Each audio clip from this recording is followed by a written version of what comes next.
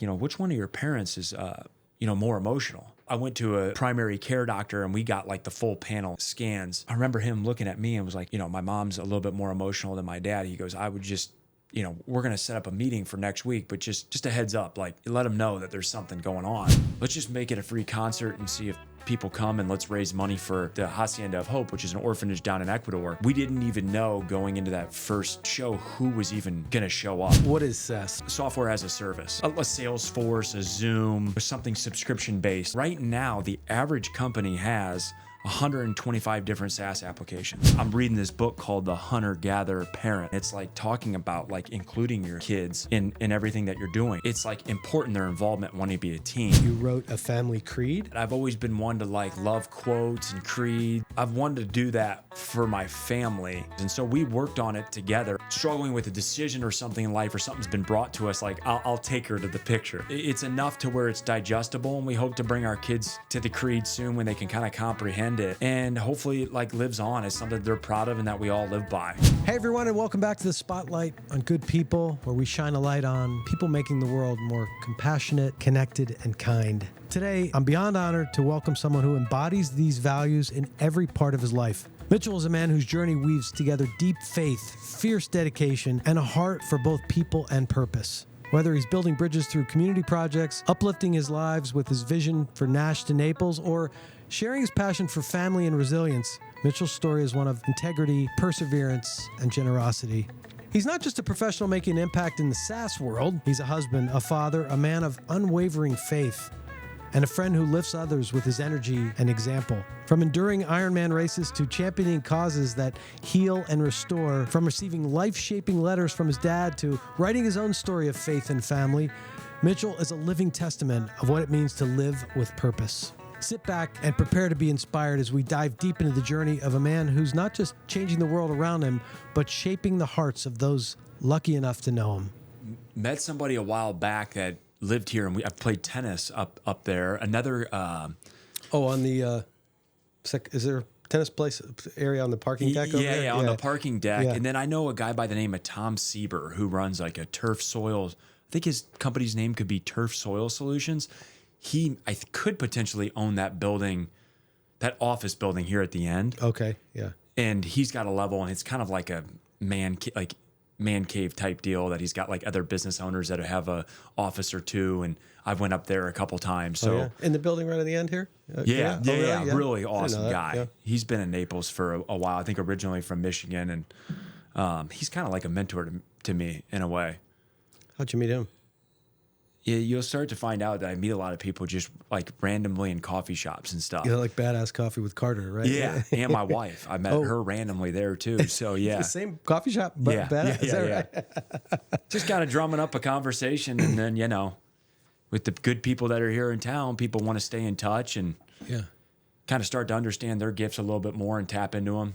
So yeah. So where did you come from to get to this the Bayfront? Because I always like to gauge what traffic is like each time of year. Very easy, man. 8-minute drive. Yeah, from Bayshore. Oh, okay. Yeah, in a complex called Arboretum. And the proximity to everything is really nice. Yeah, you got it right there. Yeah. What is something that this morning made you smile? Have we started? Yeah, it's rolling. Oh, okay. Shoot, yeah, it's sort of like a soft entry into it, so it's not like a hard like. Yeah, no, I kind of like that. I just didn't know if we were airing yet. Okay. Yeah, he's rolling. So. Into it, and then kind of just makes like an intro segment at some point. Yeah, sometimes I'll do that after if we just are rolling, so I don't even do a hard like, hey, we're going now. Yeah, but I'll do that at the end. Makes it less stressful. Yeah, just more a chat. I love this format more because it's less. I don't know. You just get to have a real like a coffee shop conversation. Yeah. That's really what it is. That's my. I told you, I'm a coffee shop guy. I'm at home. I love it even more knowing that that's where you met your wife. Yeah, too. That's awesome. So, what made you smile this morning?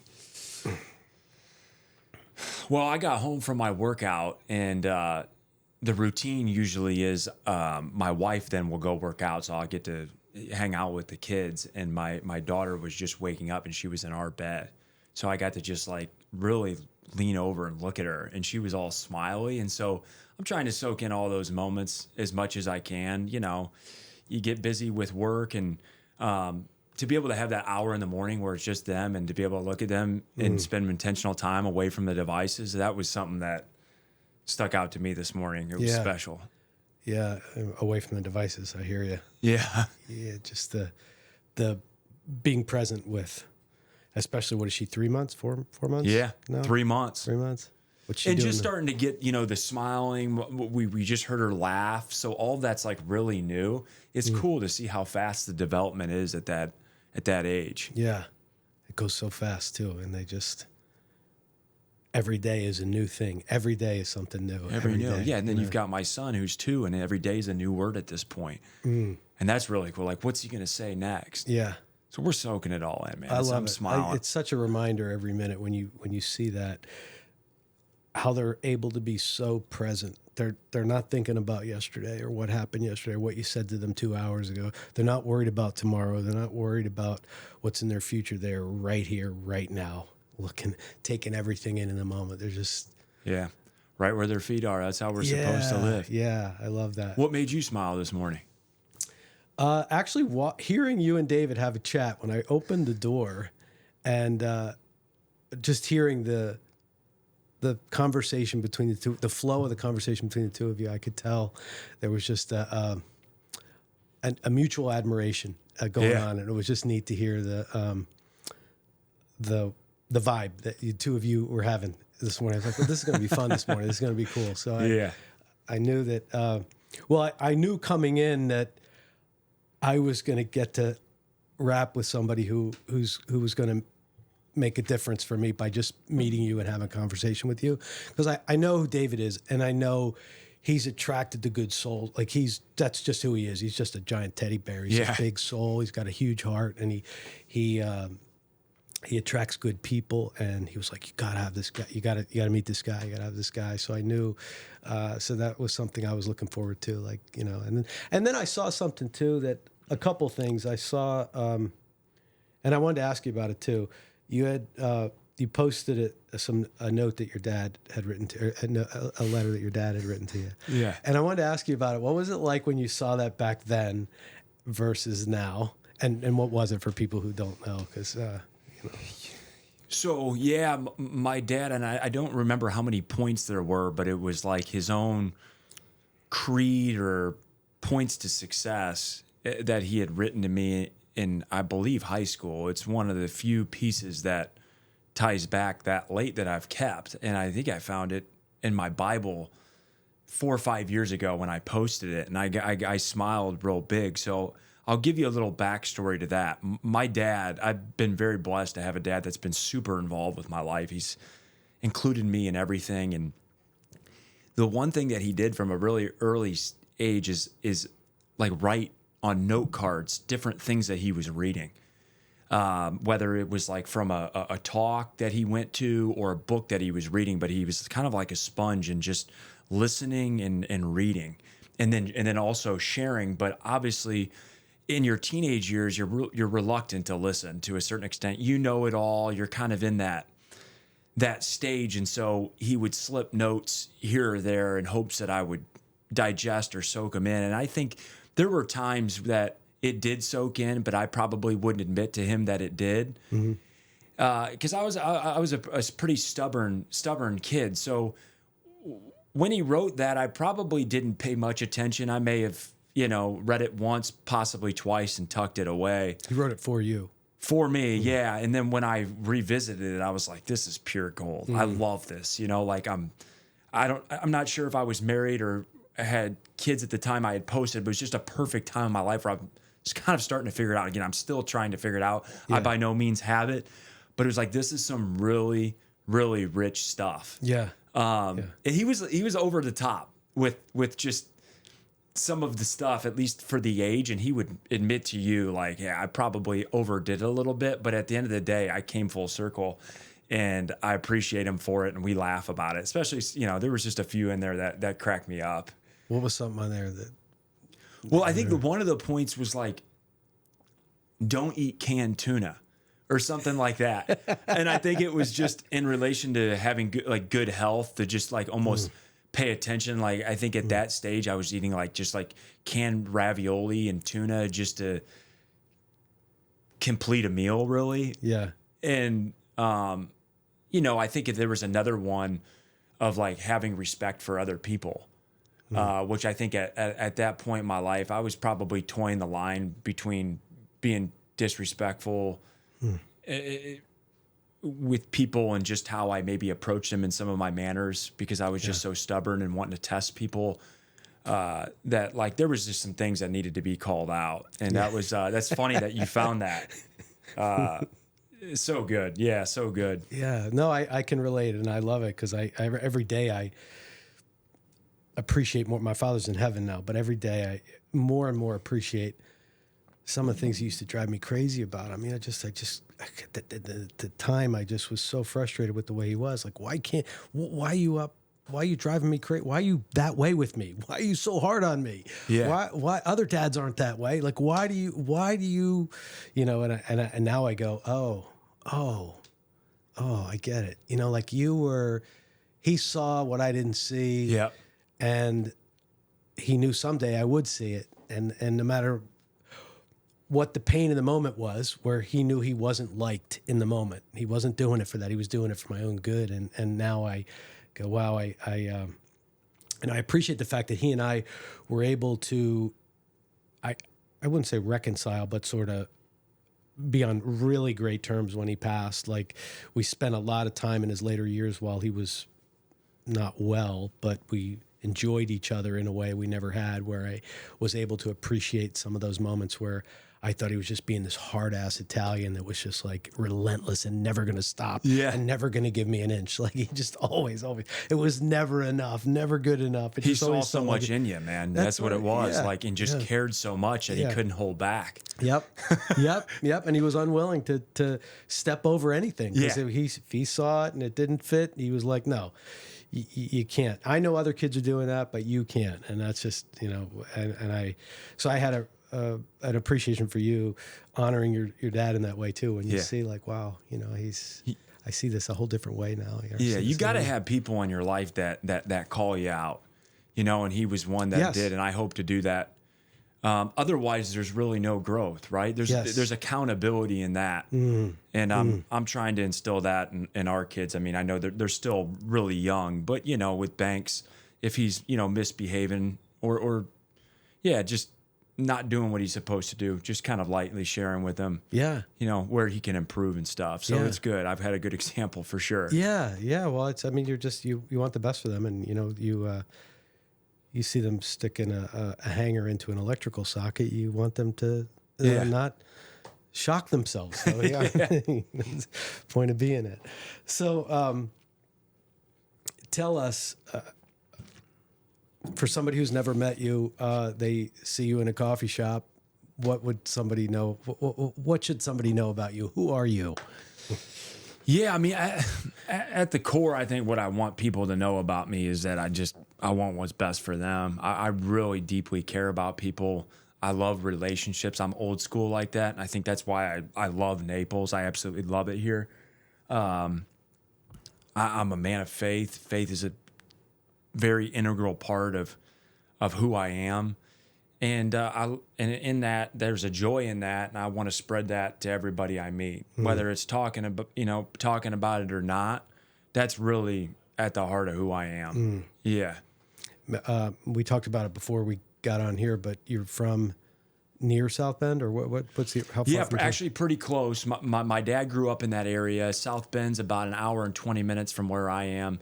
Fort Wayne is more east of that, and it's about 45 minutes from the Michigan border. So northern Indiana. Okay. And I had a great upbringing in Fort Wayne. I stayed there until I was 18, and then went to Butler University in Indianapolis, which is 2 hours south. Oh, is it? Okay. Yeah. But always a Notre Dame fan?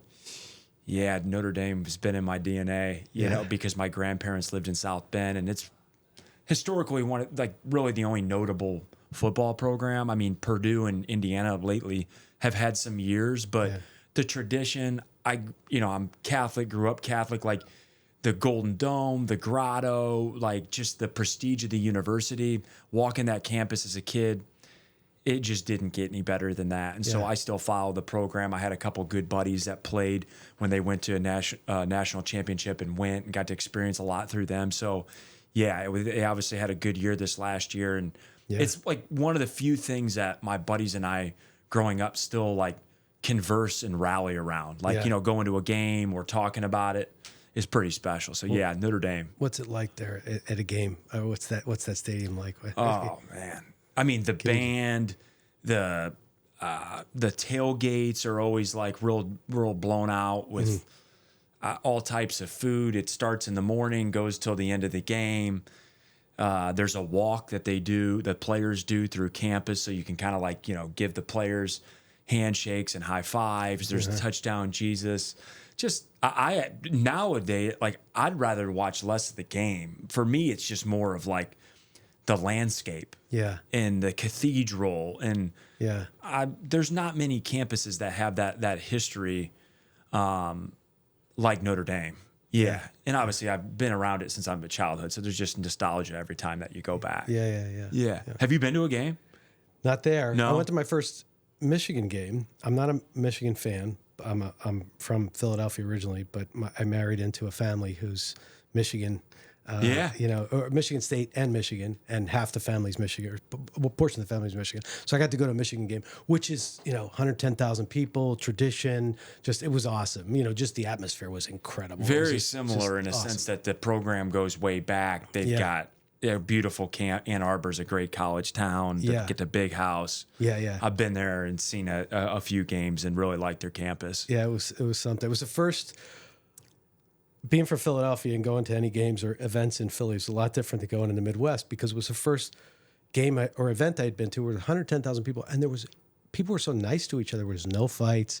Everybody was great. And they're serving alcohol this year too. And I'd never been to an event where fights are a part of it in Philadelphia. You got to see people duking it out in the middle of the game.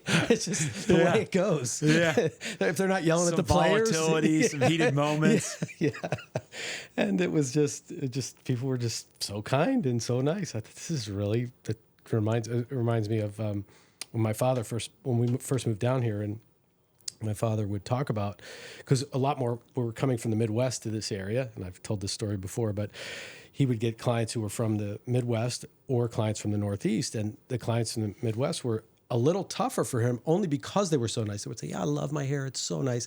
Thank you so much. And then they would never come back. The ones from the Northeast would say, I don't like it. It's too short. You screwed it up again. Fix this side. He knew where he stood with them. But got some valuable feedback.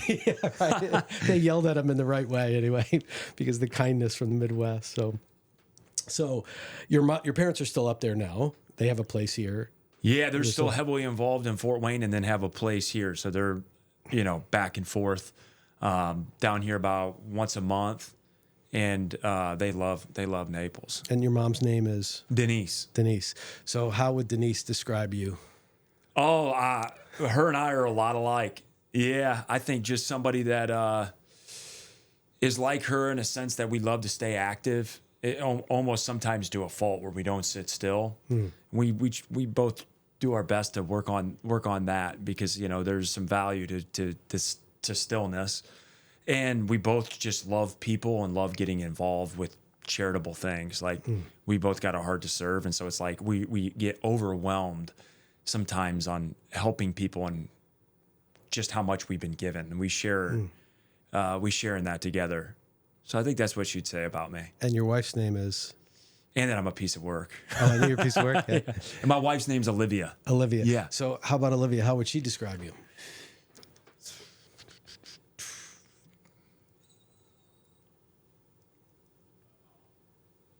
I think pretty similar. Yeah.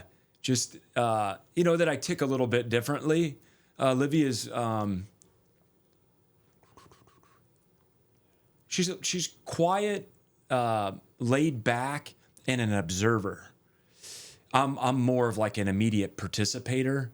And so we're different in that way. But I think a lot of the times she just likes to kind of see me do my thing.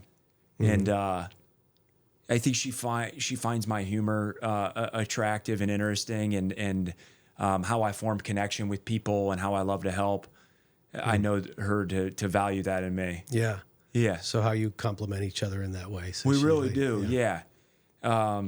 I'm very interactive with the kids. She is too. She's more of a like arts and crafts. That's her background. She's an educator, teacher background, and an artist. And so would probably prefer more so of that engagement, but does get out there with the kids too. And then I'm more of like a wild adventurer, toe in the line, how crazy can we get type. And so, yeah, definitely complements each other. Yeah. Okay. Okay. And that adventurous spirit of you sort of, in some ways, got you to Naples, because you just were like, "All right, I'm just going to go try Naples." Like you didn't have any. Well, you could work remotely, so you were able to do that, to make that transition to Naples. Because I'm always curious to see how people, because Naples doesn't have a massive industry of one kind except for tourism. So it's not like we have a lot of tech companies or career path opportunities here. So you were able to get yourself here via. Yeah, I feel like I've always tried to live my life like a little bit of like listening to my heart and where it's going to lead me, and I'm not afraid to like take chances and take big shots. That's like probably been my whole life. Like whether it's writing a note to somebody well known, making a cold call. I just live very like unashamed and open and confident, really. So that's kind of what led me a little bit to Naples. I got to know some people here through working remotely at my parents' place. They weren't here a lot at the time, so I thought, hey, this is a cool spot to do a lot of outdoor activities and meet interesting people. And it grew on me enough to where I would thought to myself, should I leave Carmel or Indianapolis area where I was living and give this a shot for a year and just get my own place? And I decided to make that decision. And then shortly after, I ended up meeting my wife. So it paid out. And I've made other moves in my life. Like I moved right out of school. I went from Indianapolis down to Orlando and worked for an investment company. And then I moved at one point from Indianapolis to Chicago. Not too far of a move, but definitely a much bigger city and scenario. I was more in like a kind of a suburb with some space in Indianapolis, and then moved like basically in Chicago where I didn't have a car. So I've always been, God, like, what are you trying to say in this? Where are you trying to move me? Paying attention to that. And then, just taking chances, that's where a lot of the growth is. Yeah. And so I did here. I mean, if you want to call it like a chance or getting out of your comfort zone, I mean, this is a pretty comfortable place, True. but this has been an amazing spot for my wife and I to obviously meet here and then have kids, and just the upbringing that they're having and the experiences that they have. Like we've tried to soak everything that we possibly can in Florida. We've made a couple recent trips to the Keys. We rented a Sprinter van and had that. We've popped over and done like Miami because I think culture is important. Yeah. We do all types of things here, and we move around quite a bit and have really enjoyed this place. And you do that with a 2-year-old and a 2-month-old. You're making those trips. Yeah. I mean, a lot of people look at us like you're crazy, but it's just kind of like creating our own story. I always like to look at my life a little bit like a movie and have kind of different twists and turns and make it interesting. And sometimes it drives my wife crazy, but she always at the end of it looks back and say that was fun. Yeah. And we can look back at the pictures and you grow through it, getting them involved in that type of stuff early. Yeah. You learn a lot about yourself. You learn a lot about them. So that's a focus for us. It's just not letting certain things hold us back. And I'm reading this book called The Hunter-Gatherer Parent that a mentor of mine gave me. And it's like talking about like including your kids in everything that you're doing. Chore, like whether you're washing the car or you're cooking, like hold this dish for me. It's like important their involvement wanting to be a team. And you'll find parents these days, like my age, want to like kind of segregate, like kind of, hey, I'm going to do this chore alone, or I'm going to go out and run this errand, and then like keep the kids kind of activated with this activity. And I would prefer to just kind of keep them in our natural flow of things. And it's worked out for us so far. Yeah. Your son's name is Banks. Banks. Okay. Yeah.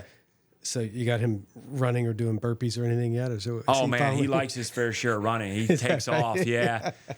Yeah, we had him hanging up on like a pull-up bar, like, I don't know, within a couple weeks so of awesome. out of the I womb. love that. He's a joy to be around, and a pretty physical kid. Like, he likes to push and drag things, and maybe it's from watching me. Yeah. And Kaya's got good grip strength already, and I'll try to kind of pull her up when she has her hands on my fingers. So it's fun getting them. Yeah, just being interactive with them. Yeah. When you were growing up, going back, rewinding in your life around high school or around those years, who were you throughout high school? What group, what crowd did you hang with? What was your reputation? Kept you going during those years? Yeah, my brother-in-law, we just went on a little trip, and he was talking about how he admires this close group of friends I've had from high school. Like, there's 5 of us, and we've been like this since high school. And it's very rare for now I'm 35 to still have that and keep in touch. And I think it's because we were lucky enough to find each other. A majority of us played sports together. And I think it's just like what I found to be the commonality with all of us is I think we're all really just strive to be better versions of ourselves in our own way. And I think we're all at this point pretty vulnerable in whatever we're going through. So there's that openness, there's that humor. I think that, that drive, the humor in it all, having the same hobbies. And I think we've done a good job of like kind of keeping each other a focus, touching base, and then having some trips here or there to kind of keep the momentum going. So a good group of guys, one of them's a doctor. He lives in the U.S. and Australia. Another one of my buddies played in the NFL for close to 10 years with the Bengals and Jaguars, and he runs a couple businesses in West Palm. Oh, wow. And then Alex, this has been a best friend of mine since we were like, knee high. He's in wealth management, actually works in the same office with my dad. Wow. And then, Alex is in kind of sells big machinery in the Chicagoland, Northwest Indiana. And then you've got John, who played football at Notre Dame with Tyler, and he lives in Indianapolis. So, just an awesome group of friends that continue to pour into each other. I'm blessed to have them. How do you stay in touch? What's your? We've got like a little thread, that will, if there's like a Notre Dame or like a Butler or just sports in general, we'll throw. And then, updating with kids stuff is pretty common now that we're all in a similar life stage and starting to have some kids. So, and then just old jokes and people we kind of laugh about. So you, I think you owe Badass Coffee something because you got a couple good golden nuggets out of Badass Coffee. Yeah.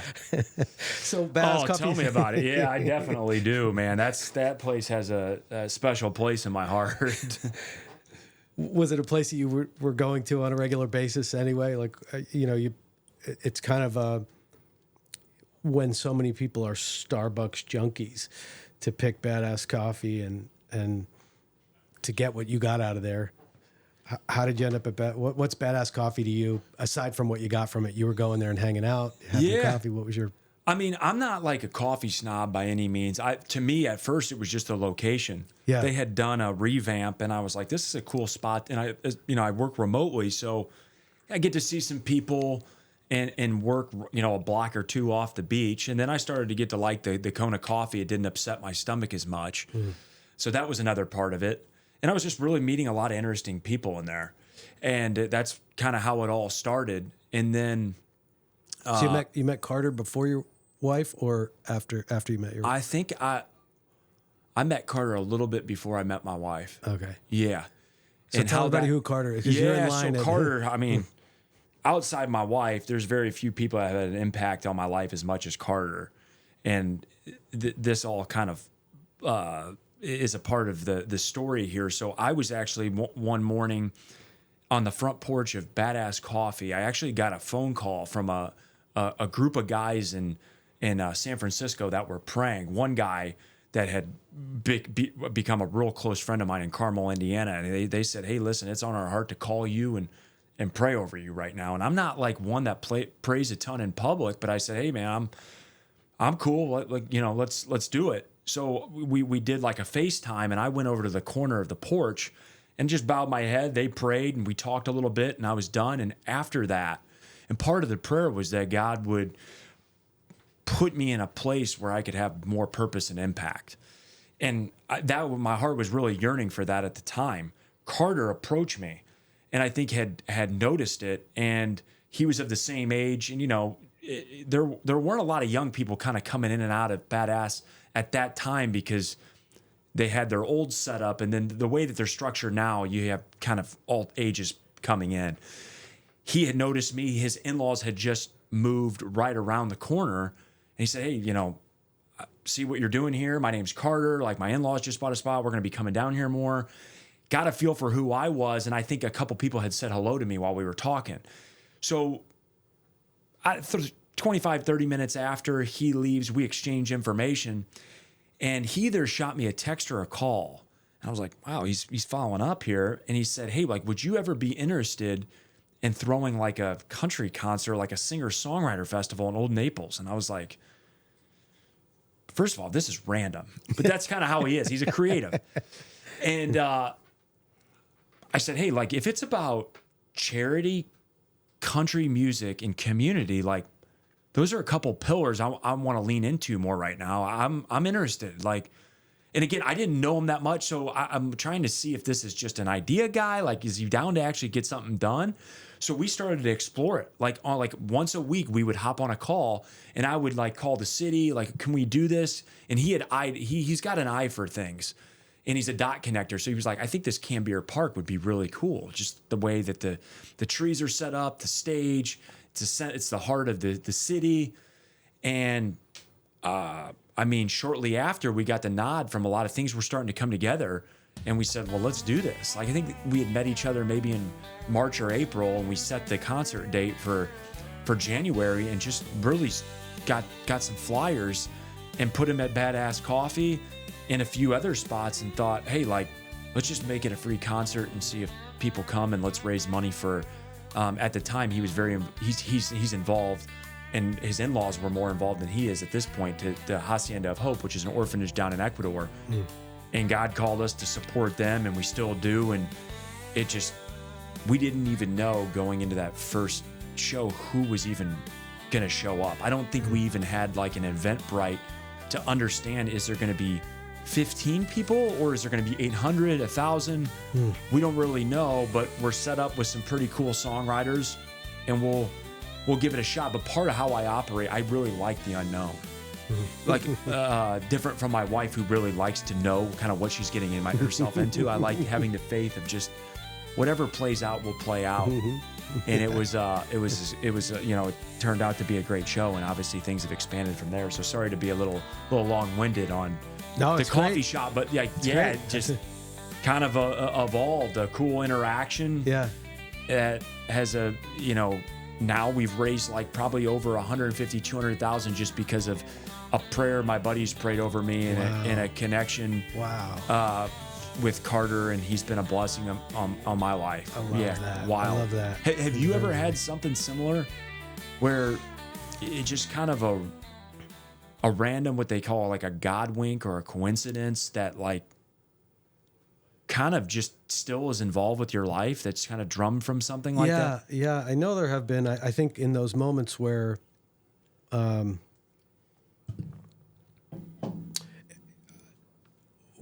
I great things, usually it's great things that happen in those moments where I'm not even trying to make it happen, but I'm just present and open and vulnerable, like in that moment. There we go. Yeah. You know, just being open, like whatever happens. Yeah. And specifically, I can't think of anything, but what you're reminding me of is and just your way of being and who you are. My father-in-law recently passed unexpectedly, and I love that man so deeply and incredibly. He just changed my life. He gave me so much. He was so spiritually fit as a human being. Yeah. And that's what I loved about him. He was just so right with everyone, so right with God. And he was like an apprentice of Jesus to me. He was just so a demonstration of what it must be like to be Jesus on earth, Yeah. you know, like to me. And to meet somebody who is proud of their faith, who's okay with sharing it, who openly will pray and allow prayer, and then have something like that fall out of that or come through with that is really awesome to me. Yeah. So I love the, you know, that part of you. It just reminds me of that, the love that I have for my father-in-law and the love that I have for humanity, you know, seeing that in you and that piece of you that just is open to allow that to happen. And then look at the great things that come of it. I mean, just at the end of the day, you know, it's not even me. I'm just an instrument to it all. And it sounds like that's what he was, right? Yeah. It's just, I'm open, you know, and things just kind of go from there. Yeah. Yeah. 100%. Yeah. So then that place not only opened that up for the world because there's a lot of beneficiaries of Nash to Naples and what that gets out of it. But then also you met your beautiful bride at the same place. Yeah, that was another, you know, just wild moment there on the front porch. I had rode my bike and rolled up and had noticed her and her sister, two, you know, beautiful women around my age. And I thought, wow, this is what an opportunity here to approach and see what the story is. But they were talking to an older couple that I knew, so it was a pretty natural segue for me to kind of go up to them and be like, "How do you know each other?" So that's what I did. I was like, I'm captivated here, and I'm gonna take advantage of the moment. And I took a shot, and I said, you know, how do you know Nathan and Bernice? And I had set this old woman's like Facebook up the week before, so we got to kind of laughing a little bit. She told me that she had just moved from Chicago with her family, or was going to move, but like help them out with their move. And I said, hey, like I know the area a little bit. If you need help, like if there's a restaurant, like you're looking to get your hair cut, like I'm happy to provide like any type of guidance that I can to make this move easy for you and your family, you know? And so that was my way of getting her number, but I genuinely cared. That's a big move for people. So later that day, she said, actually, my dad's looking to get a haircut. Would you mind sharing? So and then I wrote her back. I said, do you mean to tell me you like my haircut? So we had a little funny back and forth. And then we just kind of started going on like little, you know, day dates where we paddleboard or go for coffee and just got to really know each other over some time. And then it all worked out. Yeah. That's awesome. Wow. And 2 kids later, here we are, two children later. And your daughter's name is? Kaya. Yeah. Okay. Kaia. Yeah. We're Kaya. super blessed to have the 2 kiddos and love this area. It's so fun, man. We just still continue to meet awesome people and soak in all the city has to offer. Nash to Naples. 5 years now it's been going on. Yeah. Right? It's going into this will be its 6th. This will be the 5th year anniversary, but it started, you know, the conversation started before we had our first one. So yeah, been going at it for about 5 years, and we'll have the 5-year anniversary show in January 24th. And so we talked a little bit about it off before we started. And we also got the evolution of it here. So what year was it that the storm happened, or that the rain? The hurricane. Well, so you had a rain out, or you still had the event. Yeah, the rain out was not this last year, but the year before, so 2 years ago. Okay. Yeah. So a January rainstorm, which is rare because rarely rains in January. It's like the best time of year. Usually. It darn near washed us out, man. I mean, here we were. We had no backup plan. You know, we're new to this still at 3 years. It's something we do on the side. And we conquered that one, man. We had I shared with you, double booked. So we were at the baseball diamond. The whole diamond was full of mud. And we pulled it off. And we tried some new things out there that really worked and have been able to kind of leverage. We leveraged that this last year, and it really worked, like a VIP area. And like a kind of a VIP lounge with food and stuff. we saw that there was like an interest there. It's Naples, you know, so there's going to be those people that want that experience kind of up front and center, and been able to mimic that and continue to do it. And yeah, I mean, we've had our fair share of challenges. You know, with the city, and not always is that like a smooth process, but we've been able to develop strong relationship through that, and the events grown each year with like local sponsors has been a huge part in just making this happen, and just some like local leaders that see what we're doing and kind of see the goodness of our hearts and have wanted to like plug in and really get involved. And that's just been, it's been awesome. You know, I work software as my day job, and I make the best of it, but I really get filled up by this Nash to Naples stuff. And I kind of weave it in my day, so I feel like I've got purpose and impact. And I'm lucky to do this with Carter, who lives in Nashville, who knows a lot of songwriters, who has a very different skill set than me, but it works. He understands people.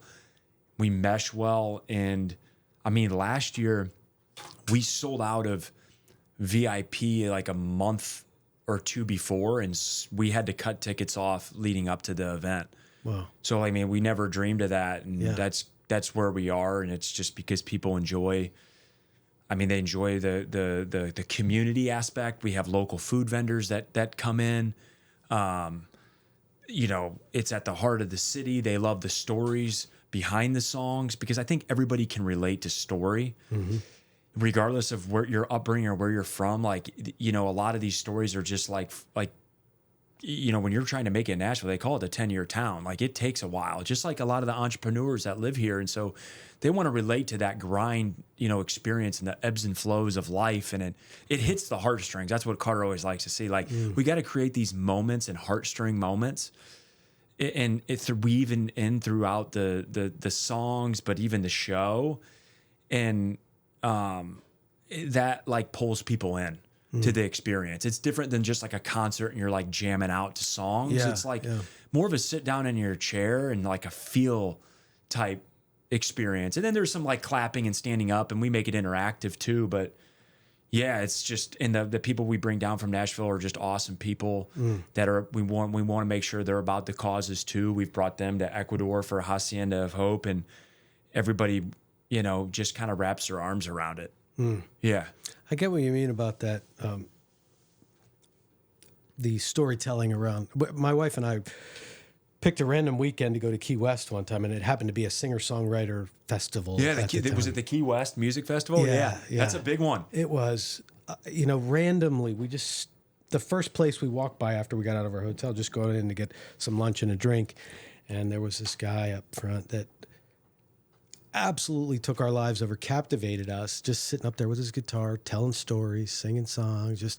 It was one of the most moving experiences of my life, just hearing him share stories and storytell around his music. It was really fascinating to me. Nothing I ever experienced before. Yeah, so you had never been opened your eye. You probably thought leading up to that artists kind of wrote their own songs. I didn't know what it was. I knew nothing about it at all until that day and that moment, and that 3 hours we sat with him and just let him do his thing, and it was fascinating to me. It's really beautiful, and I think some people are still getting educated on like the songwriting experience and what it's like. But I mean, some songwriters get put on a tour bus with an artist, you know, or they go to a certain, you know, location with a few of the artists, and just the stories of like, you know, I said this and then they said that, and we were on a boat and it was 2 a.m. and you're like, and then when you listen to it on the radio after the show, you're like, dude, then you can share with your friends a little bit about where it all came from. Yeah. And it's got like meaning behind it.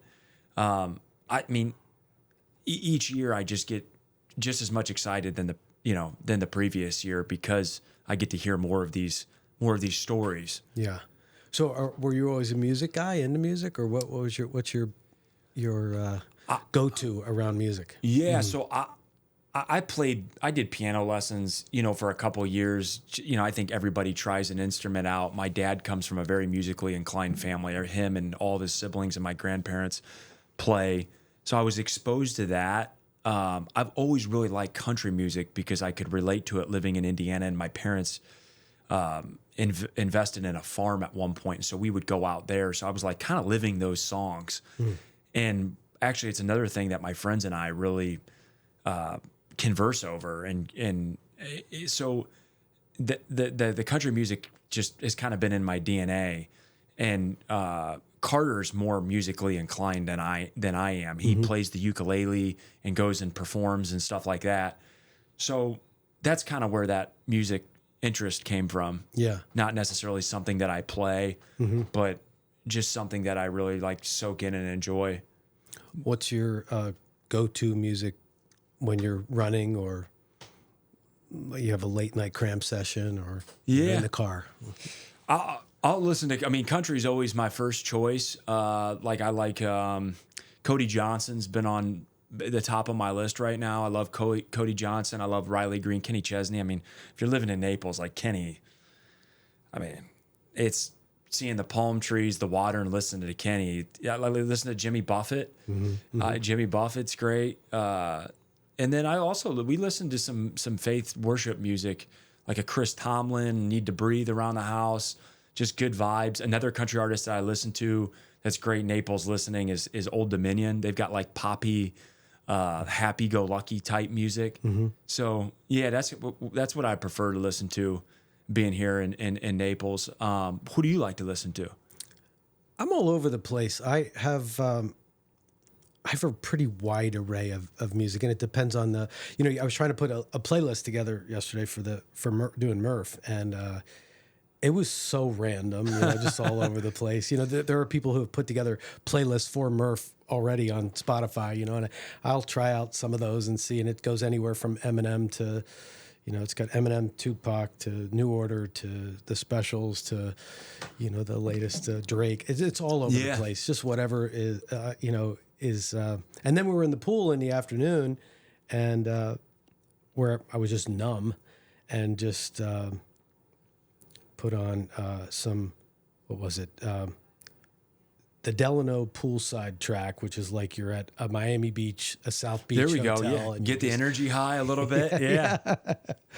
So I'm all over the place. But I like to hear where, what people are listening to, because I have a newer appreciation for country music where years ago I didn't, and I really have grown to love it. And there's certain, like to hearing about what to put on, like some Kenny Chesney. Yeah, and it's like become more mainstream. I mean, you see like, Jelly Roll has gotten into the country scene, Taylor Swift. So it's getting out there. But I listen to all genres though. I mean, there's nothing that I'd really dislike. Yeah. But yeah, no, the country is definitely my number one. Now, how about, because you've done an Ironman or two, or what's your Ironman background? I'd done one full, and then I've done maybe 3 or 4 70.3. Okay, so tell people, what is an Ironman for anybody who doesn't know? Yeah, so a full, I think, is like maybe close to a 3-mile swim, and then it's like 112 bike, and then it's a full marathon to end it, so like 26.2 running. That's a full, and then a half is half of all of that. So like over a mile swim, over a 13.1 run, and then like what was it, like a 60-some bike. Yeah. What brings you to the place of saying, I'm going to do this, I'm going to sign up and do this thing?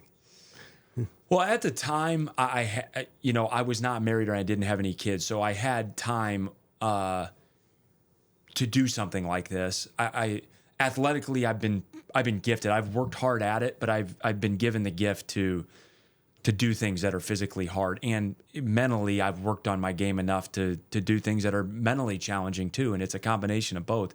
It's every bit of a mental battle than it is physical.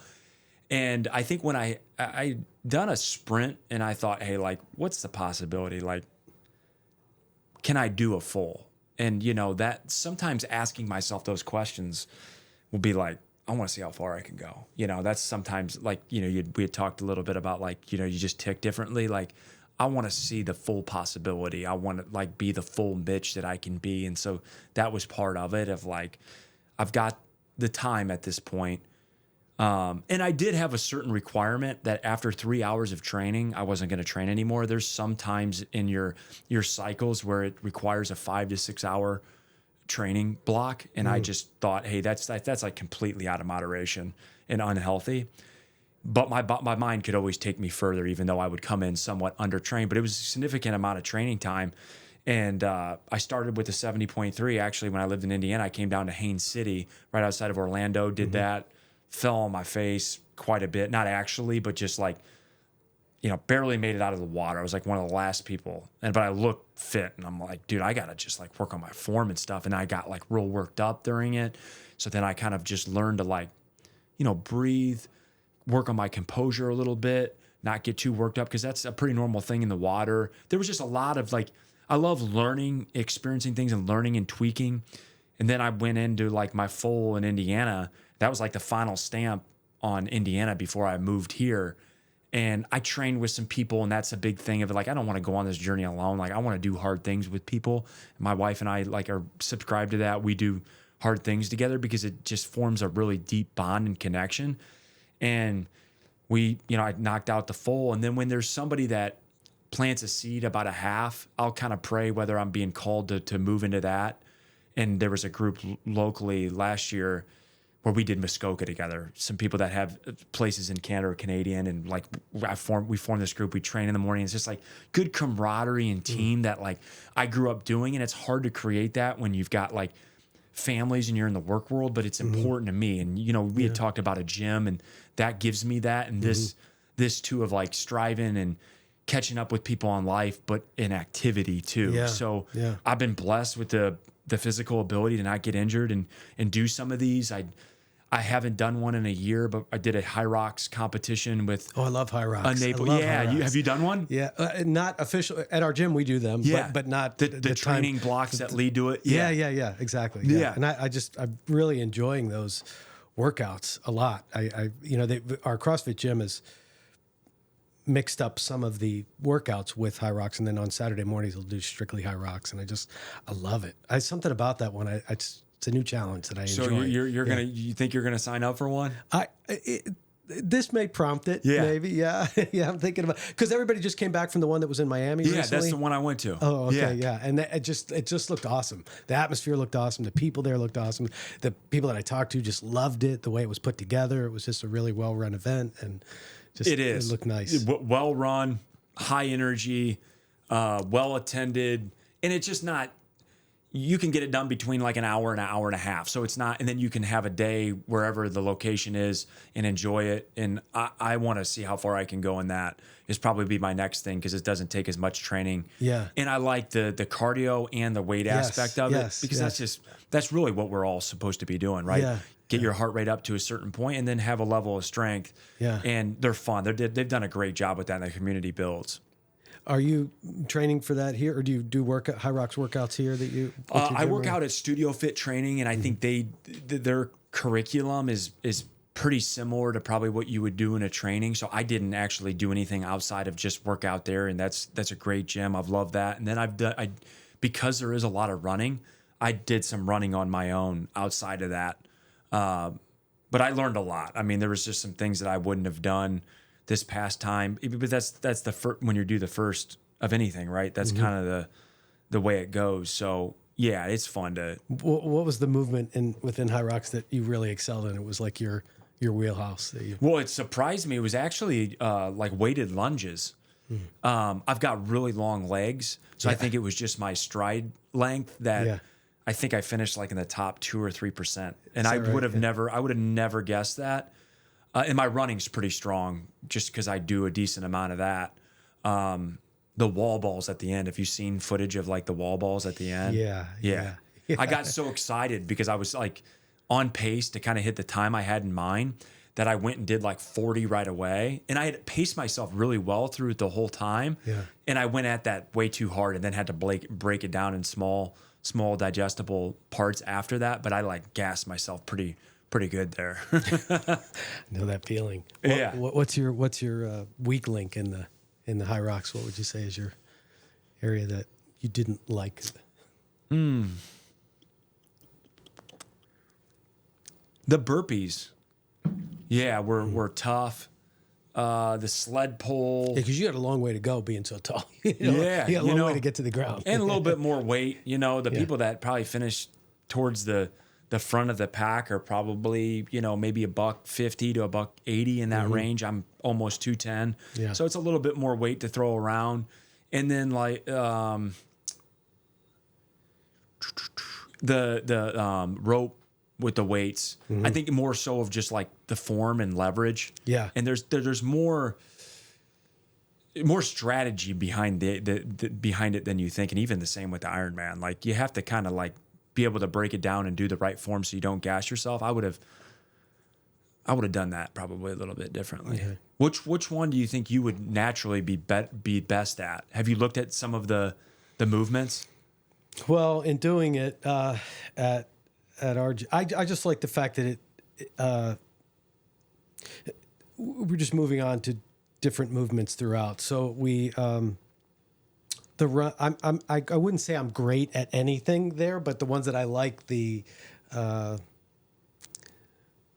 I don't like any of it. I honestly, I don't like any of it. But you like feel good after doing it. I 'cause love you're, that. Yeah, I just love how I feel after. I mean, it's something I could get through. I felt good about myself getting through it. Yeah. I felt like I accomplished something. I did a lot of different things, and I always feel great. Just like after Murph. There's nothing I love about Murph, except that I'm honoring who I'm honoring. I mean, that's the greatest part of it, the honor part of it. But also just how you at the end of, there's nothing like it is. Working out to me, as much as I complain about it or don't like it, but it literally is the high or the level of pain is better than the noise that's in my head anyway, and it just erases all that. It just takes away all the noise that's the unnecessary noise that's in my head that just drives me crazy. So it just makes all that go away, and I could just breathe again and just be in the world when I get all that out of my system. So that's what I am in love with about the process, and especially like you mentioned, being at the gym and the camaraderie and the people that I'm with. There's just nothing. I mean, just everything about everyone there as a human, it just is left at the door, and it's just us. Doesn't matter what you did or what your day was like or who you are in the world or who you aren't in the world. You just, this 25 people, 20 people, whatever it is, just together, suffering together. Yeah. The camaraderie is awesome. I just love Encourage, motivate, high five, the whole thing. Yes. And that's how life should be, man. Yeah.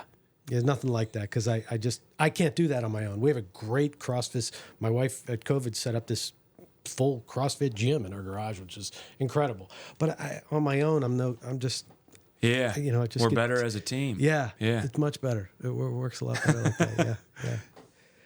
Yeah. Tell me about the SaaS world, because that's what your world is now, right? That's what your business is.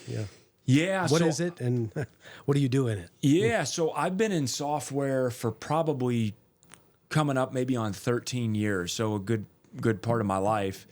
And I've started out with a startup, and have worked my way to bigger companies. The company that I work for right now is called Calero, and we're a global company. We're actually headquartered in Rochester, New York, so outside of the city. And the solution that I got brought on to sell is in this a SaaS expense management space. So during COVID and just over the years as SaaS has grown, all of these companies have bought up a lot of different SaaS. What is SaaS for people who don't know? Software as a service. Okay. A Salesforce, a Zoom, like a HubSpot. Okay. Something subscription based. Okay. That you're paying for, and during COVID, and people started working more remotely. So then they're getting Zoom licenses. They might get Microsoft Team licenses. Hey, we need to figure out how we, work more effectively remotely, and maybe we get a new CRM, customer relationship management system. And so right now, the average company has 125 different SaaS applications. Okay, so for us, for example, we have Gusto, or the payroll program. Like an ADP or just, we have On the Clock, OTC for punching in, punching out for hours. Yep. We have, so all these type of programs. Yeah, or if you have like a marketing Slack. system that sends an email. Yeah, Slack is a software. Our point of sale software Is a SaaS. Like you just named 5, and you probably, you have several locations here. We're talking to big companies, but like you probably have 10 even here. Yeah. So imagine having 125, and we've talked to companies that have 250. And what's happened is it's become hard to really manage and get transparency into all of it. Like people leave these companies every day, they onboard. And so who's using what and how often are they using it. And so a company will contract with us and leverage our platform to basically spit back to them license usage at a very high level, who's using what, how often, and then provide recommendations on what they should be doing. So maybe you need to drop these 50 Salesforce licenses, and that will equate to $25,000 back in your pocket. And there's actionable decisions on the back end dashboard on how they can manage their SaaS landscape. So it's a cost savings play. And, right now, I don't pay a ton to the news, but, with economic, sometimes uncertainty, this is something that, people can go to and know that they can save money. The company I work for, we stand behind it by about 20% cost savings with people who partner with us. And so it's fun to help people in that space because a lot of times people don't have a solution. So it's presenting to them something new. Yeah. And a new way of further kind of exposing a problem that they can get ahead of. Yeah. Before it's too late and they're like, what are we doing here? I think it just came up recently that Musk brought out the fact that the federal government had all these Microsoft licenses that nobody was using. Is that right? Yeah, like thousands and an incredible amount of money that they were paying for these licenses, like you said, and who knows for what else. But that was just one of the examples that he gave. People had left or they stopped using them or they had desktops that nobody was ever at or had ever worked at, and they were paying for all these licenses. Yeah, I would imagine saved a tremendous amount. I mean, even look at, I did this exercise a while back of subscriptions on your phone of what you sign, like Spotify, they add up and you lose track of them. Yeah. So it's fun. Yeah. Giving companies full visibility, control, and cost savings into their SaaS spend is kind of like our talk track. And I've been with Calero for a year and 2 or 3 months. Yeah. I'm actually going to Copenhagen where we got a conference over there in a couple weeks. And so I'm excited to go check out a new area and just talk to clients about our solutions. So technology or the tech world is something that you enjoy. It's a part of your... Yeah, well, so it's kind of funny how I got into tech. So I studied finance, and that was mainly because my dad had shared with me it's like a good degree to get a job, and it's somewhat challenging, and you always need to know numbers. So I pushed through that, and it was hard.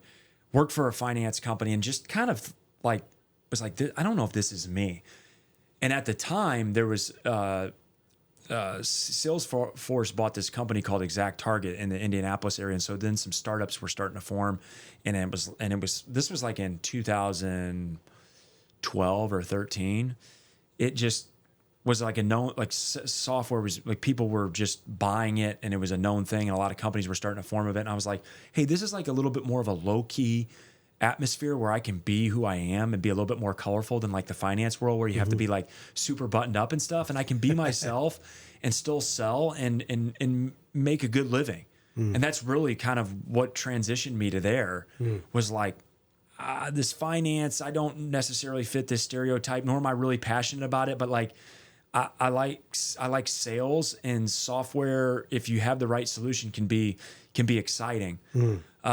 So that's kind of what led me to it. I mean, I'm not in the know with a lot of what's happening in the space. It's kind of had a little bit of a tougher time lately, just with, I think, companies overhiring when it was good and then having to pull back.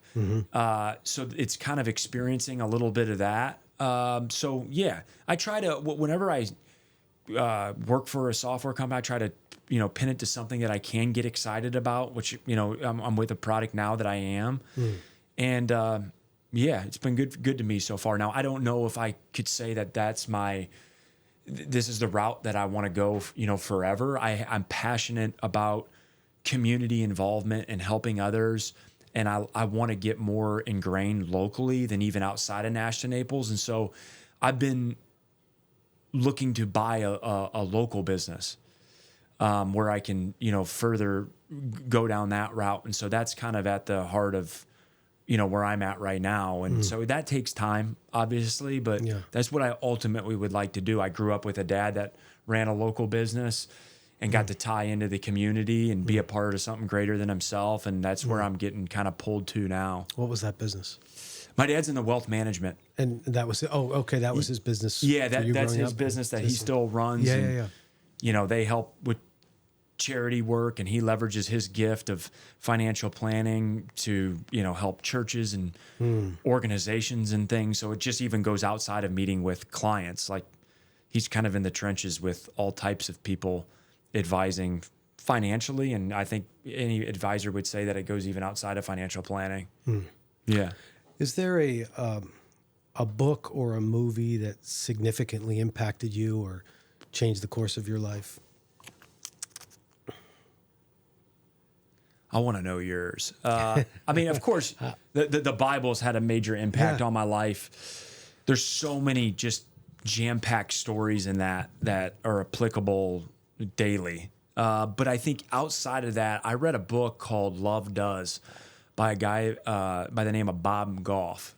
And he wrote another book called Everybody Always. And it really fits my personality in a sense of like living fully yourself. And it's just so colorful in a sense of how he helps people. Like, I think some people, and even myself, think that like you kind of have to stay in this lane, but you can create moments and experiences and live on fire for God. And that book and him was just a major influence on my life. Tell me the title again. He's written two, and they're both kind of the same, but they have like these stories of how he's just like really lived, similar to what we were talking about, like an instrument to God, and how these colorful things have come about, and like through people he's maybe led through cancer. But it's Everybody Always and Love Does by Bob Goff. Okay. Yeah.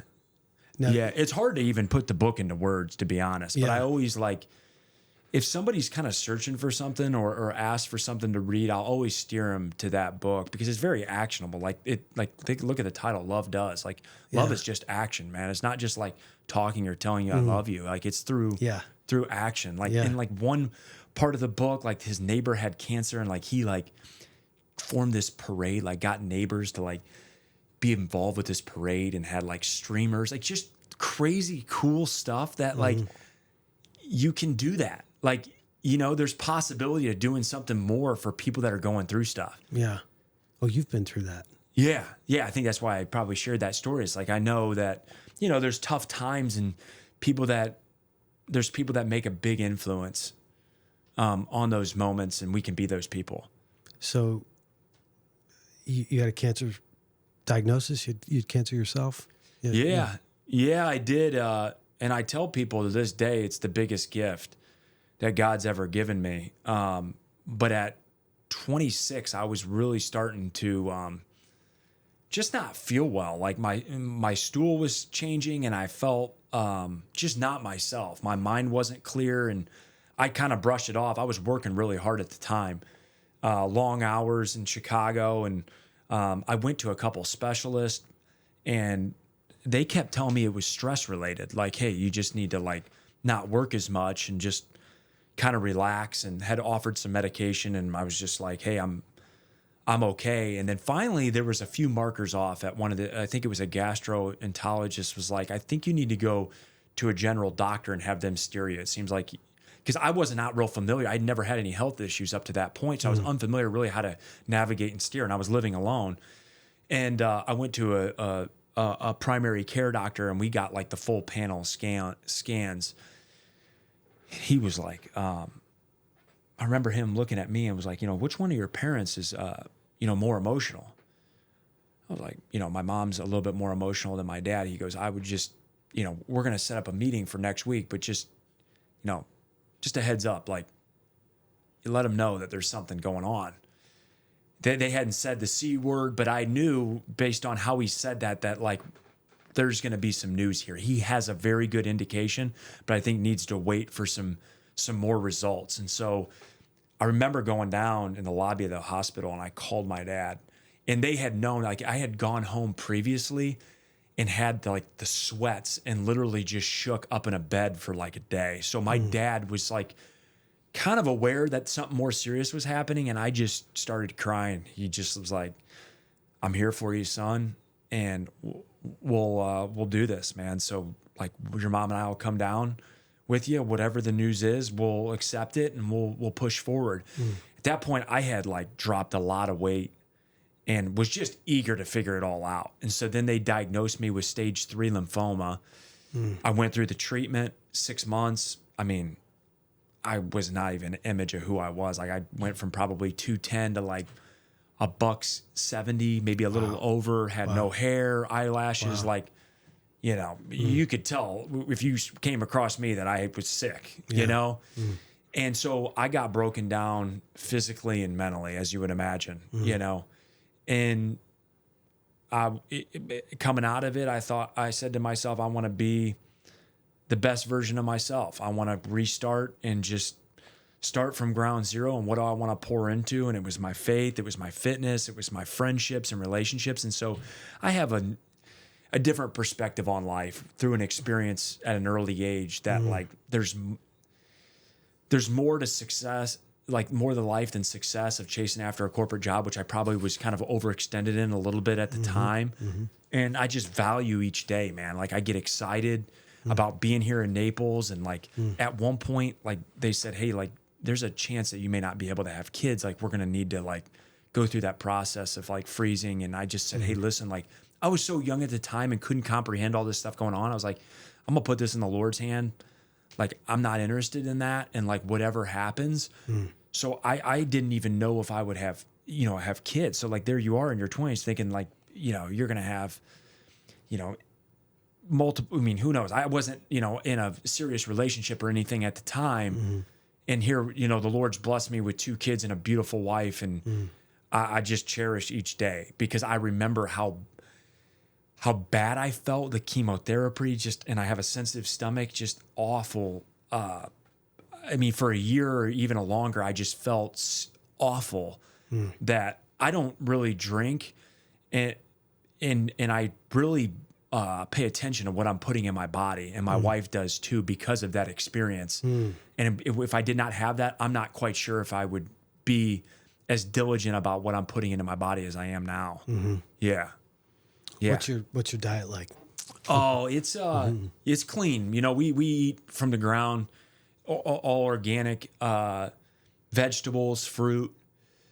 We eat meat. I'm not like a vegetarian, but you know, we eat just a well-rounded diet. Most of the stuff from the ground, we don't complicate it too much. I'm dairy free, just given kind of a lactose intolerant. It's not that I'm like against dairy, but like I don't eat much dessert, drink alcohol, just keep it clean, and I feel good, and I cherish feeling good. Yeah, I hear you. And God's brought people into my life that I've been able to help with that same thing, and that further expands my mission of just, you know, being there for people, and that's been a huge benefit to it all too. Do you have a restaurant in Naples that is your go-to? Oh, we like Food and Thought. Yeah, Food and Thought, because it's very price conscious. You know, they've got great breakfast and lunch, and as a family of 4, you know, the fine dining just doesn't necessarily work when you've got stuff flying around. Lake Park Diner has a great healthy cuisine. We like to eat there. My wife and I we like to go to Molto, the Italian. She's Italian, so she loves Molto, so we'll go there. So those are a few of our favorite spots. Oh, she's Italian, huh? Yeah. Okay. Where do you like to go here? Lately, we are going to we go to Seated Table. Yeah. You know, that's our kind of go-to because I like to cook a lot. I like to eat out, but I prefer to cook my own. I like to cook at home. But Seated Table's kind of fast. It's, you know, you don't have to get too dressed up for it. You a lot of different options. Yeah, a lot of options. A lot to do there. Yeah. The Pearl used to be our favorite, which isn't there anymore, which is a good fish place. A lot of good seafood. I love seafood. Yeah. So where we just picked up this past weekend, there's it's called The Catch. It's I've heard of that. It's in Coconut Point. It's they sell fresh seafood there. And I was able to get some triple tail, which it's one of my favorite fish, and cooked that over the weekend, which was awesome. You know, like fresh fish. You know, living here, and so I don't know. I don't have a you know, every now and then we'll go to Fifth Avenue. You know, go out to Del Mar. You know, like go downtown to just the atmosphere of Fifth Avenue. Is great, yeah. You know, all the rest of that, and I don't like to eat a giant meal, but they have a seafood, like a seafood stew that we share, and it's just got a lot of great seafood in it that's fun to eat. And I don't drink, not because I don't want to, I just can't anymore. It just, that doesn't do anything for me anymore, alcohol. I feel like I'm missing out sometimes, you know, when people are celebrating and drinking, but it doesn't. Yeah, I feel better that I don't drink. You know what works for you, man. Yeah. It is. And so I'm trying to do 20, I'm successful so far, 2025 with no sugar or no, you know, desserts or anything like that. Not that I, you know, was overdoing it with them, but I just wanted for the just to see if I could do it, you know, like just to sort of test myself and, you know, say, all right, I'm not going to have this for the year, and I'm going to say no every time dessert is offered, and I'll watch other people enjoy it, but I will have no sugar as much as I can if things that I know don't have sugar in them, you know. That I stand by that too, because, you know, the sugar feeds the cancer.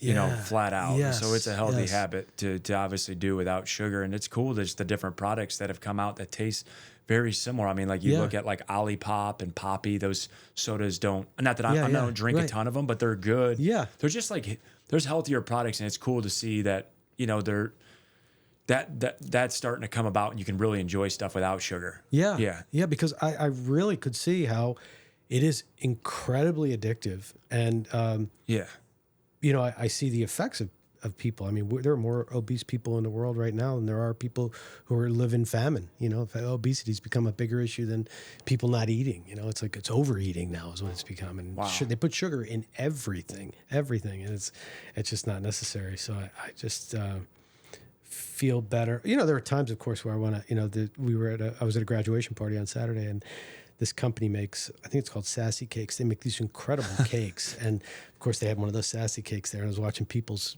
faces light up as they were putting that sugar in their mouth.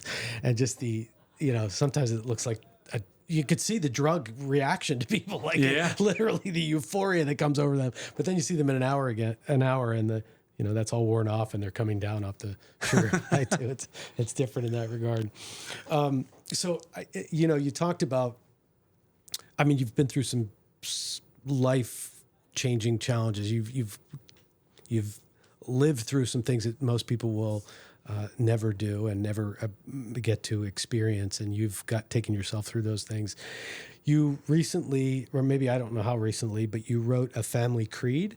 Yeah, I did. Like a motto or a way for your family to live. How did you do? Tell me about that, because I think that's a really cool exercise for people to do. You know? Well, I've always thought about that. I've always been one to like love quotes and creeds, and I'm a big John Wooden guy, and you know, he obviously has the Pyramid of Success and creeds, and I've wanted to do that for my family, and I wanted to be diligent about it. I didn't want it to just be me. I wanted my wife to own it too, because it's, you know, we're one, man. Her and I are one. Yes. And I had some things already written down, and then I wanted her to just kind of edit it and add things. And so we worked on it together. I initially started it, and then with her input, we'd probably worked through the final version after several months. And then I think she gave it to me. She's an artist, so she had kind of seen how it was all going to be displayed and gave it to me as a gift.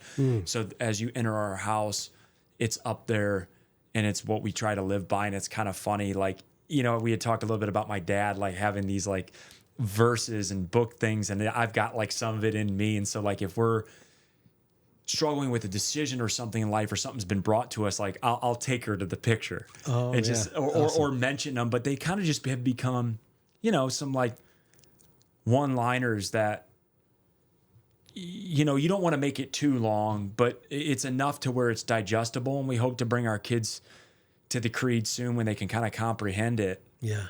And hopefully it like lives on as something they're proud of and that we all live by. Yeah. Do you have a picture of it? Because it's in your house. It's displayed in your house, so you see it when you Yeah. walk in. Yeah, and that's important too, right? Yeah. It's like you're passing it every day. Yeah, so yeah, there's a yeah. reminder of it. Yeah, I only ask you that because I would love, if you wouldn't mind, if we could share that so that Zach puts it in the overlay if you're okay with that. Yeah, no, So other absolutely. people could see it. Yeah. You know, just I think people get inspired. I'll send it by over to you so you guys have it. That'd be really cool. Yeah. I'd like to see that. Yeah. And, you know, the fact that you have it in your house exposed, so you're seeing it every day, all day. Yeah. It's there for you. You know, Do you it's have everything. something similar? I mean, it sounds like you came from an Italian family with, you know, a great father, and I'm sure, you know, other family members you have mentioned. Like, do you have one? Have you thought about one? It seems like. Yeah, no, I guess it sort of spills over into the way we You haven't put it into words, maybe. probably Yeah. haven't put it into words. And I think maybe for the business we have in certain regards, because I think the way my parents had always, it always felt like we lived was always serving. I never understood that we were serving, but I just always knew that there was a level of service. In the Italian family, if somebody comes to visit, they are a guest in your home and you are there to serve them in whatever way. And usually it was around food in the Italian Yeah. family. So whoever comes over is going to get very well fed. And there's certain foods that are only for our guests, that when the guest comes here, this food is for our guests, whoever that guest is. It doesn't matter who they are. Because we always had random people around holidays that were at our house, people I never knew that were there. And I always wondered, why do we have these random people? But it was always these people that they would always open their house up to say, do you have somebody to be with over the holidays? And they was always invite whoever didn't have anybody to be with. You would be a part of our family. And we grew up that way, always having these extras in our lives. And, being a host to them. And I think that's how, when they first opened the business many years ago, it was like, this is our home. Welcome to our home. This is, you're a guest in our home. We're here to serve you in whatever way possible. And just living by that sort of service to others way without ever putting it in words, but Yeah. we're here to just serve. And I really know when I'm in my own head and sort of suffering over some problem or issue that's my issue, when I'm in service to others and when I put the focus on others, that my problems disappear. When I literally, you know, am just being there for another in whatever way possible, whatever Isn't way I that can, crazy how that things go works? away. Yeah. Yeah. I mean, that's how I get out of a hole too. It's like, well, who can I serve? And then Yeah. you just work your way out and kind of get out of your own way a little bit. Yeah. But Yeah. it sounds like you grew up with like a philosophy of like giving with like nothing to get. That's like Yeah. really what true love is all about. It really is. I don't yeah. want anything from you. Just Yeah. come on in and let me serve and love you. Yeah. That's amazing that you had an Italian family that was like the center of what you all, you know, who you are, what you guys do. Yeah, and I saw it in real play when I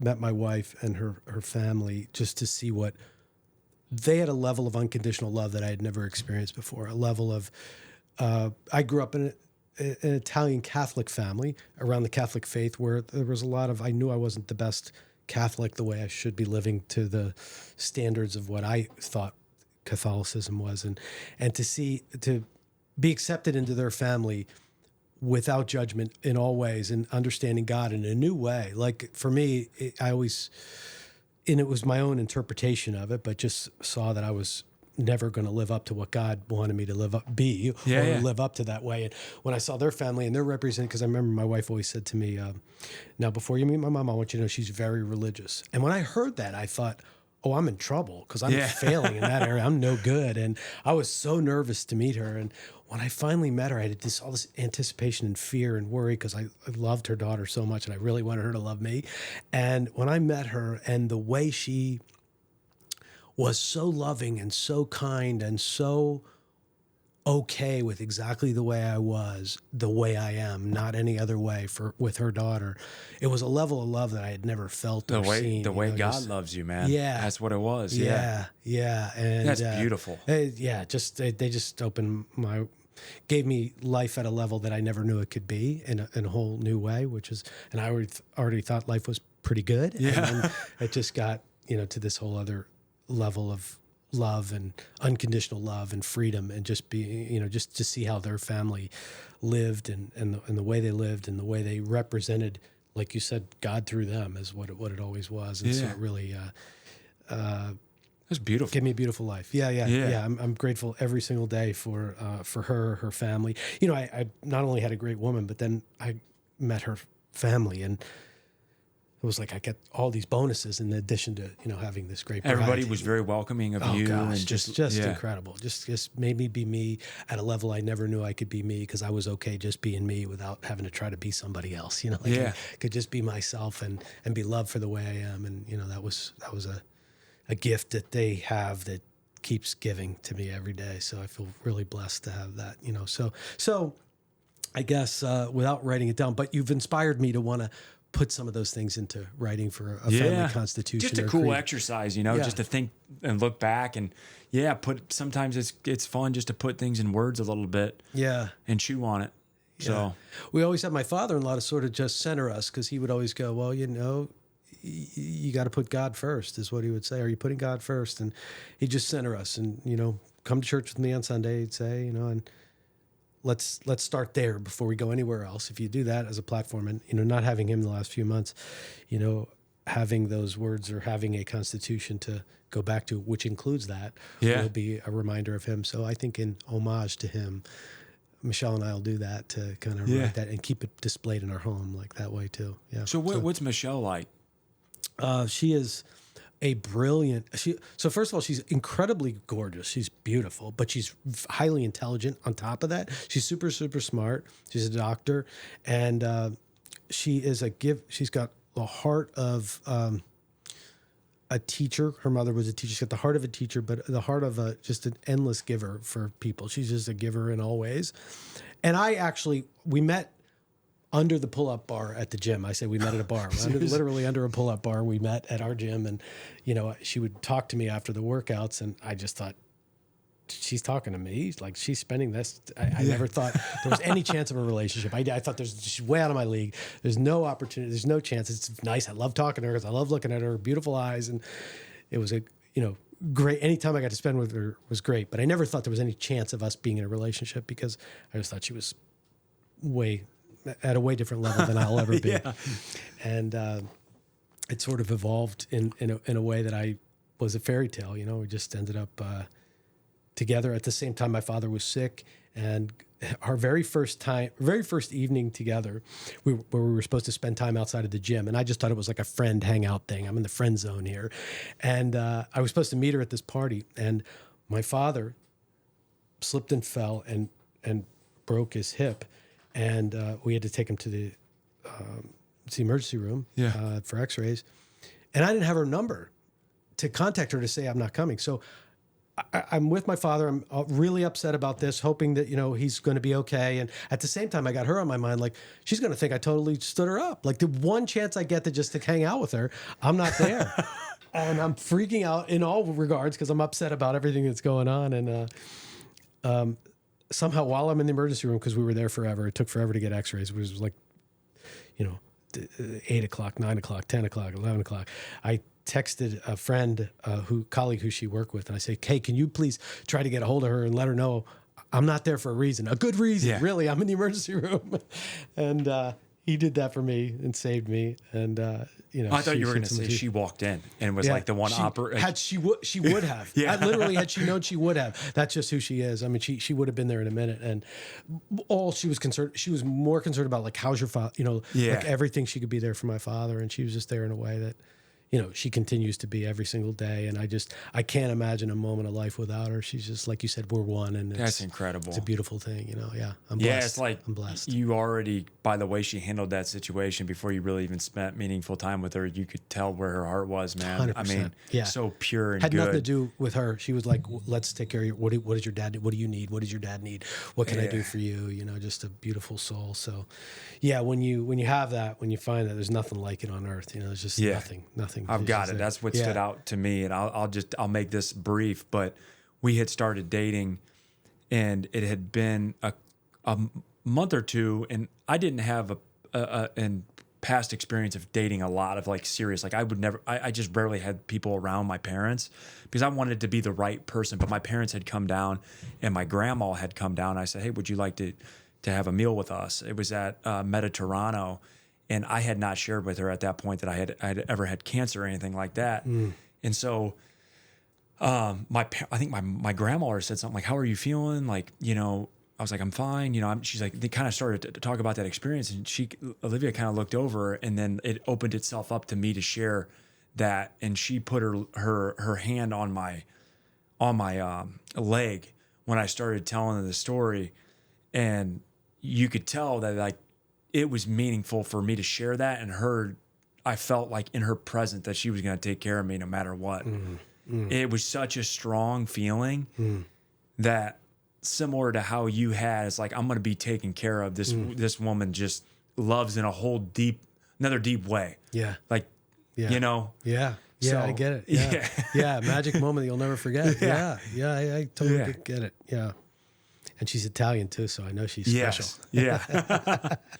Chicago Italian at that, right? She's from, was she born and raised in Chicago? Yeah. Michigan. Oh. But, yeah, moved there, and her grandparents actually are from Italy. They live here part-time. Really? Yeah. Oh, wow. Run a restaurant. Her uncle runs a restaurant too up in that area. So they're like all in the food, and we get the full Italian experience. Man. Oh, love it. Yeah. Oh, gosh. Yeah.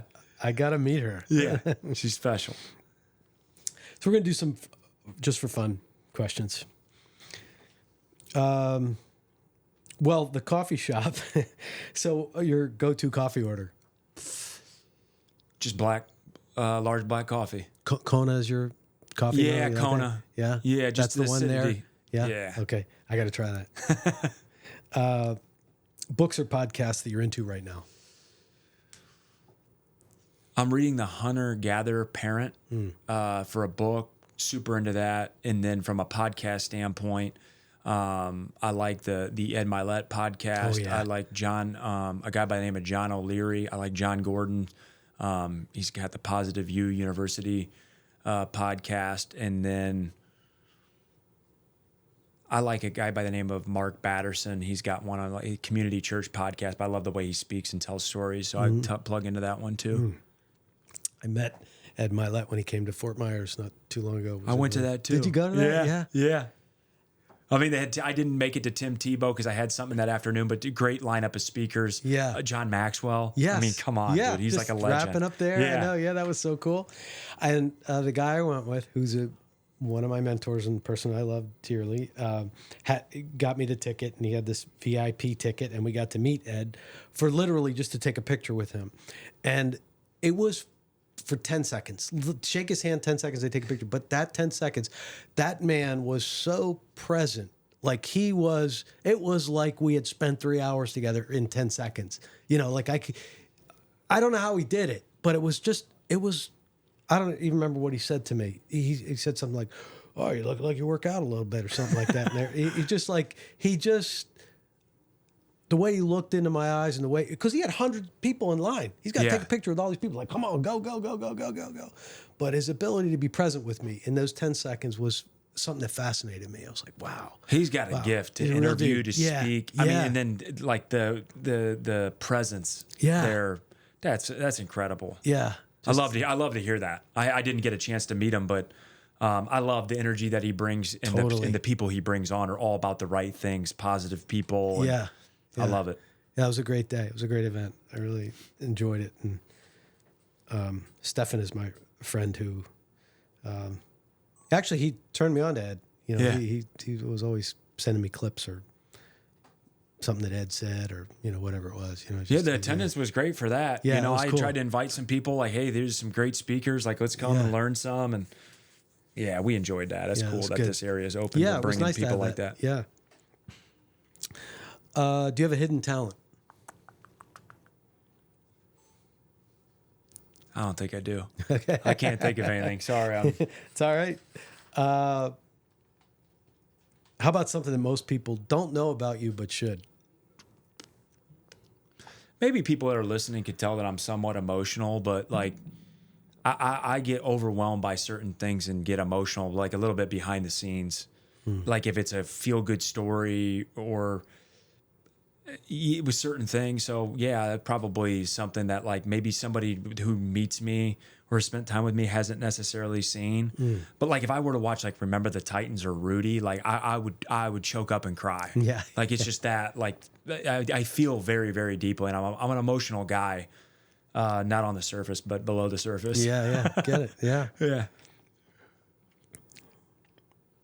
All right, this is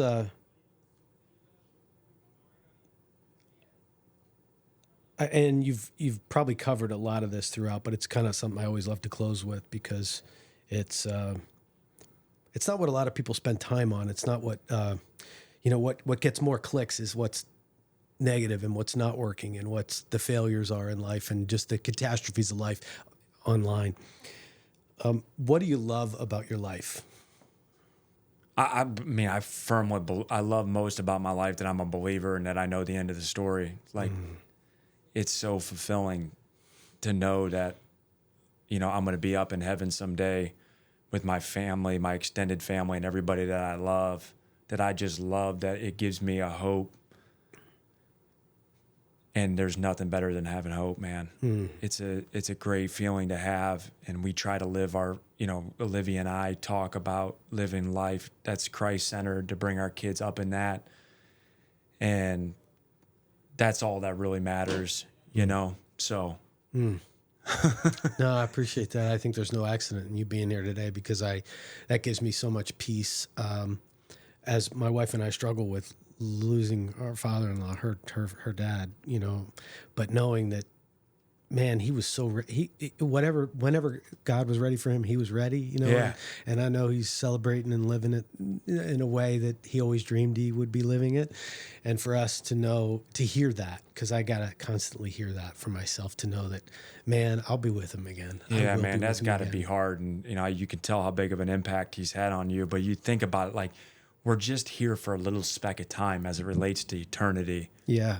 And that's really cool that this is just a little speck of time that we're here and to have an impact and an influence to love each other. And we'll all be up there. And you two will be putting your arms around each other. Yeah. Celebrating forever at some point. God bless you, man. Yeah. Thank you. Yeah. I really, I needed that. 'Cause it's just perfect. So.